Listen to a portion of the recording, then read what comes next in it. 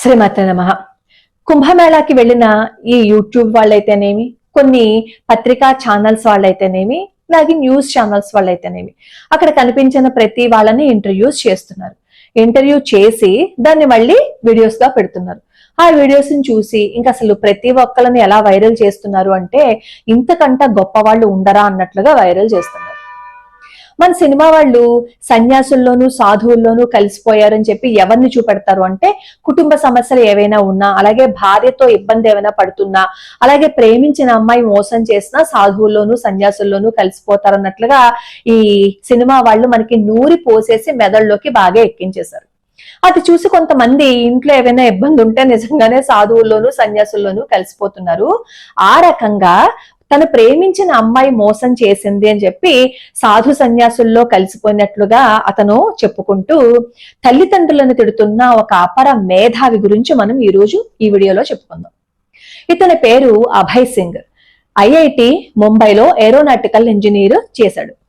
అతనికి చిన్నప్పటి నుంచి కోరిక ఏంటంటే ఐఐటి ముంబైలోనే చదవాలి, అది కంప్యూటర్ సైన్స్ లో చదవాలి అని. అతనికి వచ్చిన ర్యాంక్ ఏమో 782 732, కానీ ఐఐటి ముంబైలో సీట్ రావాలి అంటే కంప్యూటర్ సైన్స్ లో 60 లోపు ర్యాంక్ రావాలన్నమాట. అలా వస్తేనే అక్కడ కంప్యూటర్ సైన్స్ మనం చేయగలుగుతాం. సరే, ఇతనికి ఏరోనాటికల్ ఇంజనీరింగ్ చేయటం కూడా ఇష్టమే కాబట్టి అందులో చేరాడు. చేరిన తర్వాత అక్కడున్న వాతావరణాన్ని, అలాగే స్నేహితులతో మందు తాగడం, సిగరెట్లు తాగడం, బీడీలు కాల్చడం, ఇలా అతనికి లేని చెడు అలవాట్లు లేవన్నమాట. అలాగా అతను దిగజారిపోయాడు. సరే, అలా నెమ్మదిగా చదువుకున్నాడు. క్యాంపస్ ఇంటర్వ్యూలో సెలెక్ట్ అయ్యాడు. కెనడాలో ఉద్యోగం వచ్చింది. నెలకి 3 లక్షల రూపాయలు జీతం తీసుకుంటున్నాడు. అక్కడ ఒక అమ్మాయితో పరిచయం ఏర్పడింది. ఆ పరిచయం కాస్త ప్రేమగా మారి వాళ్ళిద్దరూ కొన్నాళ్ల పాటు జర్నీ చేశారు. అతి దగ్గర జర్నీ చేశారనమాట. మీకు అర్థమయ్యే ఉంటుంది కదా ఈ పాటికి.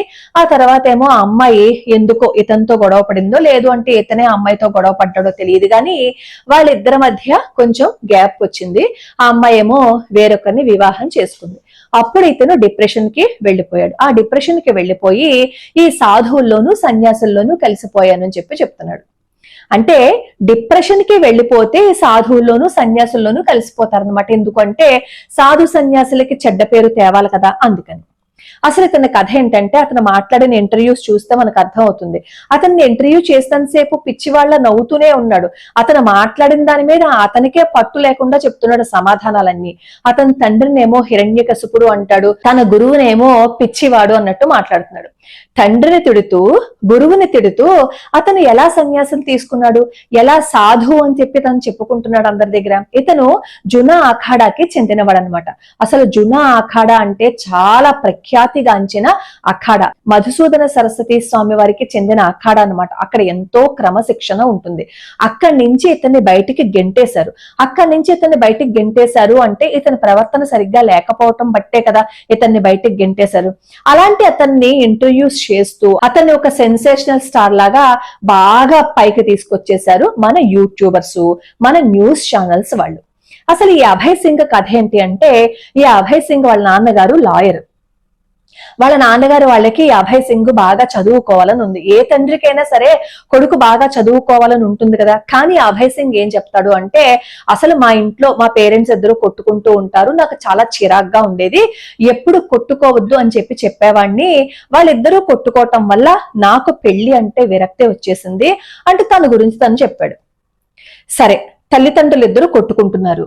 అలా కొట్టుకుంటున్న ఆ వాతావరణంలో ఇతనికి ముంబైలో అంత మంచి సీట్ ఎలా వచ్చింది? ఐఐటిలో అంత మంచి ర్యాంకు సాధించాలి అంటే ఇంట్లో పేరెంట్స్ తోడ్పాటు లేకుండా మనం సాధించలేం. సరే పోని అతను బయటికి వెళ్లి చదువుకున్నాడు అని అనుకుందాం. మరి ఇంట్లో ఉన్న పరిస్థితులన్నీ అతనికి తెలుసు కదా. చెడు అలవాట్లకి అతను ఎలా లోనయ్యాడు? చెడు అలవాట్లకి లోనవటమే కాకుండా పెళ్లి అంటే ఇష్టం లేదు అన్న వ్యక్తి మరి ప్రేమలో ఎలా పడ్డాడు? కొంతకాలం అమ్మాయితో ఎలా జర్నీ చేసొచ్చిన తర్వాత అక్కడ ఏదో ఇబ్బంది జరిగిందని చెప్పి సాధువుగా మారిపోయానని చెప్తున్నాడు. మారిపోయిన తర్వాత కూడా తను మాట్లాడిన మాటలు పొంతన లేకుండా ఉన్నాయి. తల్లిదండ్రులని గౌరవించద్దు అన్నట్లుగా తల్లిదండ్రుల మీద ఇతనుకున్న ద్వేషాన్ని ఎంత వెళ్ళగక్కుతున్నాడో. తల్లిదండ్రులు దేవుళ్ళు ఎలా అవుతారు? వాళ్ళు దేవుళ్ళు కాదు, చిన్నప్పటి నుంచి మనల్ని వాళ్ళు చదివిస్తారు, కానీ పెద్ద అయిన తర్వాత మన చేత చాకరీ చేయించుకోవటం కోసం వీళ్ళు మనల్ని చదివిస్తారని చెప్పి తల్లిదండ్రుల్ని తిడుతూ మాట్లాడుతున్నాడు. అలాగే మేము మా అమ్మ కోసం ఇల్లు కట్టించాము, మా నాన్న కోసం ఇది చేశాము అని అంటూ ఉంటారు. అదంతా ఫూలిష్నెస్. తల్లిదండ్రులని భగవత్ స్వరూపాలుగా ఎలా చూస్తారు?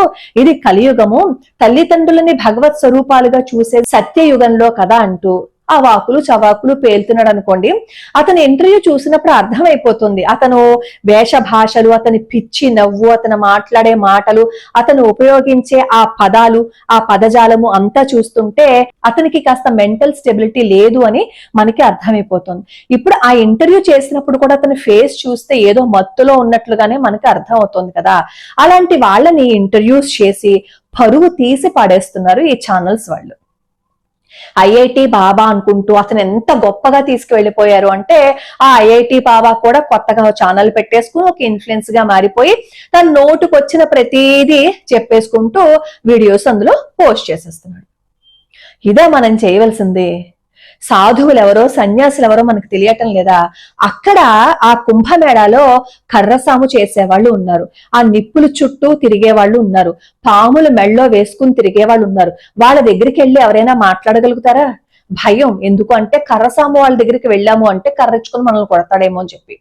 ఇలాగే ఒక యూట్యూబరు ఒక బాబాని వెళ్లి విసిగిస్తే ఆ బాబాకి కోపం వచ్చి కర్ర తీసుకుని కొట్టాడు. ఆ కొట్టాడు అని చెప్పేసి మళ్ళీ దాన్ని కూడా న్యూస్ కింద రాసేశారు. బాబాలు సాధువులు ఎంత స్థితప్రజ్ఞతతో ఉండాలి, అంత కోపం వస్తే వాళ్ళ బాబాలు ఎలా అవుతారు అని చెప్పి. మంచి వాళ్ళ దగ్గరికి వెళ్ళి విసిగించి మనం తన్నులు తింటాం. ఒక 6 నెలల్లో లేదు అంటే 1 సంవత్సరం అవుతుంది వాళ్ళ సన్యాసం తీసుకుని వాళ్ళనేమో ఆకాశంలో కూర్చోపెట్టేసి అయ్య బాబోయ్ ఐఐటి నుంచి ఆధ్యాత్మికత వరకు అని చెప్పి మనం వీడియోస్ పోస్ట్ చేసేస్తాం. పాపం వాళ్ళ తల్లిదండ్రులు ఇంటికి రా అని చెప్తే వాళ్ళ నెంబర్ను కూడా బ్లాక్ చేసేసాడట. ఆ తర్వాత ఇప్పుడు ఈ సామాజిక మాధ్యమంలో వైరల్ అవుతున్న వీడియోస్ ని చూసి వాళ్ళ నాన్నగారు ఇంటికి రమ్మని చెప్పి చెప్తున్నారు. సరే, ఇంట్లో ఏవో గొడవలు ఉండొచ్చు, ఒకళ్ళకు పడకపోయి ఉండొచ్చు, కానీ తల్లిదండ్రుల గురించి అలా మాట్లాడకూడదు. సరే, తల్లిదండ్రులతో కూడా పడట్లేదు అని అనుకుందాం, మరి గురువుని ఎందుకు నిందించటము? అలాగే మన స్పిరిచువాలిటీ గురించి అతను నోటుకొచ్చినట్టు ఎందుకు మాట్లాడడం చెప్పండి. అలాంటి వాళ్ళకి మానసిక స్థితి సరిగ్గా ఉండదు. వాళ్ళ దగ్గరికి వెళ్ళి వీడియోస్ చేసి అవన్నీ బయట పెట్టి లేనిపోనివన్నీ సృష్టించకండి దయచేసి. ఇలా ఫేక్ న్యూస్ బయటికి రావడం వల్ల మన హిందూయిజం అంటే అసలు గౌరవం లేకుండా పోతుంది. ప్రతి వాళ్ళు మనకి వేలు పెట్టి చూపిస్తున్నారు. అలానే ఫేక్ షేక్ అని ఈ రోజు ఒక అతను కుంభమేళాలో హల్చల్ చేశాడు. అతను రీల్స్ తీసుకునేవాడట. ఆ వ్యూస్ కోసం అతనేమో ఫేక్ గా వేషం వేసుకుని ఆ కుంభమేళాలో తిరుగుతున్నాడు. అక్కడ ఉన్న వాళ్ళందరూ పట్టుకుని 4 తగిలిస్తే అసలు విషయం చెప్పాడు. మరి ఇతను అలాగా ఫేక్ గా వేషం వేసుకుని అక్కడికి వచ్చాడు. మరి హిందువులని అసహ్యంగా అనుకోవాలనే కదా. హిందువుల గురించి ఎంత చులకనగా మాట్లాడతారు బయట వాళ్ళు. మనమే కదా ఇంకొకరికి అవకాశం ఇస్తున్నాం మన గురించి అసహ్యంగా మాట్లాడడానికి. కొంచెం కూడా ఆలోచించరా? ఇంకా ప్రతి వాళ్ళని హైలైట్ చేసేయటము, లేదు అంటే ప్రతి వాళ్ళ గురించి మనం పైకి తీసుకువెళ్ళిపోయి మాట్లాడతాం. పాపం ఆ మొనాలిసా అనే అమ్మాయి పూసలు అమ్ముకుంటునే అమ్మాయి, ఆ అమ్మాయి పూసలు అమ్ముకుని ఏదో తన జీవనాన్ని గడుపుకుంటూ ఉంటే ఇంకా మగ పిల్లలందరూ వెనకాల వెళ్ళిపోయి ఆ ఫోటోలు తీసుకోవడం, వీడియోలు తీసుకోవడం. ఆ అమ్మాయి ఏడ్ చేసే చివరికి ఇంటికి వెళ్ళిపోయిందిట. ఇప్పుడు ఆ అమ్మాయికి ఏదైనా సెక్యూరిటీ ఉంటుందా చెప్పండి? కనిపించిన ప్రతి వాళ్ళని హైప్ కి తీసుకువెళ్ళిపోతారు. 4-5 రోజులు అయిపోయిన తర్వాత వాళ్ళని కిందకు తోసేస్తారు. చూడండి, కరెక్ట్ గా ఒక 6 నెలల తర్వాత ఈ ఐఐటి చదువుకున్న ఈ బాబా అని ఎవరైతే హైప్ లోకి తీసుకువెళ్ళిపోయారో అతను ఫేక్ అని చెప్తారు. మళ్ళీ అతన్నే అందరూ తిడతారు. తెలియకుండా ప్రతి వాళ్ళని లైమ్ లైట్ లోకి ఎందుకు తీసుకురావడం? నిజంగా మీకు నమస్కారం చేసుకోవాలని అనుకోండి, అతను మీకు బాబాగా కనిపించారు అని అనుకోండి, నమస్కారం చేసుకొని తప్పేం లేదు. ఎందుకు అంటే ప్రతి వాళ్ళలోనూ భగవంతుణ్ణి చూసే సంస్కృతి మనది. అంతే తప్ప ప్రతి వాణ్ణి కనిపించేసి వాళ్ళని హైప్ లోకి తీసుకురాకండి. మన హిందూ ధర్మం అంటే అవహేళన చేసే పనులు దయచేసి చెయ్యొద్దు. అలానే నిన్న కుంభమేళాలో అగ్ని ప్రమాదం జరిగింది అని చెప్పి న్యూస్ వచ్చింది కదా, దాని గురించి నేను వీడియో చేశాను. అయితే మన ఛానల్ కుటుంబ సభ్యులు ఒకరు నాకు కామెంట్ పెట్టారనమాట. అమ్మా, మా వాళ్ళు కాశీలో ఉన్నారు, మా వాళ్ళు నాకు ఫోన్ చేసి చెప్పారు కుంభమేళాలో ఎవరో బాంబు పెట్టారు, అది పేలిపోయిందిట అని. అప్పుడు నాకు భయం వేసిందమ్మా, అప్పటికి అక్కడ ఏం జరిగిందనే విషయం నాకు తెలియదు అని చెప్పి కామెంట్ పెట్టారు. ఇలాంటి ఫేక్ న్యూస్ అని స్ప్రెడ్ చేస్తే మన ధర్మం అంటేనే చిచ్చి అని చెప్పి తూ అని ఉమ్మేసి బయటికి పోతారు. అక్కడ జరిగింది ఏంటో తెలుసుకోకుండా అనవసరమైన న్యూస్లు రాయడం ఎందుకు? వ్యూస్ కోసం ఎందుకు అంత తపన పడిపోతున్నారు? అక్కడ అలాంటి న్యూస్ రాయడం వల్ల మీ వ్యూస్ కోసం అక్కడ ఆ కుంభమేళాలో ఉన్న వాళ్ళు ఎవరైనా సరే ఈ న్యూస్ చూసి అక్కడ వాళ్ళు ఏదైనా తొక్కిసలాట జరిగినా, వాళ్ళు ఏదైనా భయపడినా ఎవరు బాధ్యులు చెప్పండి? ఎందుకొచ్చిన హైప్లు, ఎందుకొచ్చిన వ్యూస్ కోసం ఈ వీడియోస్ చెప్పండి? కనీసం అర్థం చేసుకోరా? ఇంకా అనవసరైన ప్రతి వాళ్ళని మనం ఇలా బయటికి తీసుకురావడం వల్ల మన హిందూ ధర్మం అంటే అసలు ఎవ్వరికీ కూడా నమ్మకం లేకుండా పోయింది. అందుకే కదా ఒక్క 10 నిమిషాలు సమయం ఇస్తే చాలు మొత్తం అంతా ఏం చేస్తామో చూడండి అని చెప్పి మనల్ని బెదిరిస్తున్నారు. నిజంగా ఆ కుంభమేళాలో కర్రసాము అవి చేస్తున్నారు చూసారా, వాళ్ళకి 10 నిమిషాల సమయం ఇచ్చామనుకోండి, ఈ 10 నిమిషాల సమయం కావాలన్న వాళ్ళని 10 నిమిషాల్లో ఏం చేయగలరో వాళ్లే చూపిస్తారు. నిజమైన సాధువులు ఎవరో చూసుకోండి, నిజమైన సన్యాసులు ఎవరో కాస్త గమనించుకోండి. ప్రతి వాడిని ఆ ఇంటర్వ్యూ చేసేసి ఆ చేసేవాడికి బుద్ధి ఉండదు, చెప్పేవాడికి బుద్ధి ఉండదు, చూసేవాడికి అంతకంటా బుద్ధి ఉండదు. మొత్తానికి అందరూ కలిసి బుద్ధి లేనిది ఎవరు అంటే మనల్ని అని చెప్పి చూపిస్తున్నారు. ఆ ఐఐటి అనే అతను ఒక ఫేక్ బాబాలనే కనిపిస్తున్నాడు. అతను మాట్లాడే మాటలు దేనికి పొంతం లేదు. ముఖ్యంగా అతను పెద్దవాళ్ళని చాలా హీనంగా మాట్లాడుతున్నాడు. ఒక సాధువు సన్యాసి అంటే ఎలా ఉండాలి అంటే చాలా పరిణితి చెందినట్లు ఉండాలి. అతనికి పరిణితి కాదు కదా, ఏ భంగు వేసుకునో అతను మాట్లాడుతున్నట్లుగా కనిపిస్తుంది. అతను ఐఐటియే చదువు ఉండొచ్చు. అంత గొప్ప విజ్ఞానం ఉన్న అతని విజ్ఞానం పెర్వెక్టెడ్ ఇంటెలిజెన్స్ అంటే దారి తప్పిన తెలివైన వాడు. తెలివైన వాడు ఉంటే దేశానికి ఉపయోగం, కానీ దారి తప్పిన తెలివైన వాడు ఉంటే దేశానికి ఎందుకు పనికిరాడు. ఇలాంటి వాళ్ళని లైమ్ లైట్ లోకి తీసుకురాకండి. లోకా సమస్త సుఖినో భవంతు, సర్వే జనా సుఖినో భవంతు.